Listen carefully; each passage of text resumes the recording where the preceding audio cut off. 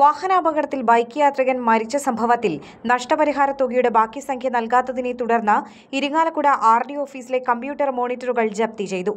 1997 July 4-ന് Irinjalakuda Gandhigram സ്വദേശി doctor Jawahar Irinjalakuda Kombara ഭാഗത്ത് വെച്ച് സ്കൂട്ടർ റോഡിലെ കുഴിയിൽ വീണ് ഗുരുതരമായി പരിക്കേറ്റതിനെ തുടർന്ന് 1997 ജൂലൈ 8-ന് മരിച്ചിരുന്നു.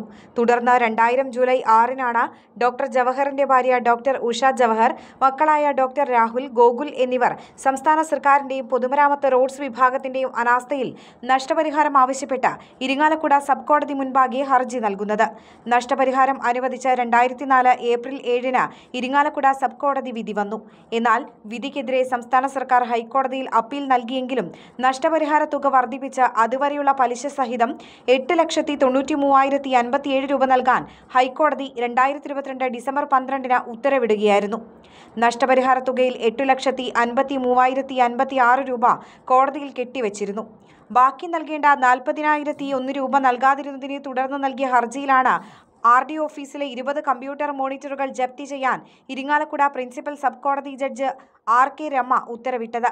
ഉത്തരവിനെ തുടർന്ന് RD ഓഫീസിലെ 4 കമ്പ്യൂട്ടർ മോണിറ്ററുകൾ ജപ്തി ചെയ്ത് കോടതിയിലേക്ക് മാറ്റി. വാദി ഭാഗത്തിനു വേണ്ടി അഡ്വക്കേറ്റ് സുഭാഷ് ചന്ദ്രബാബു ഹാജരായി.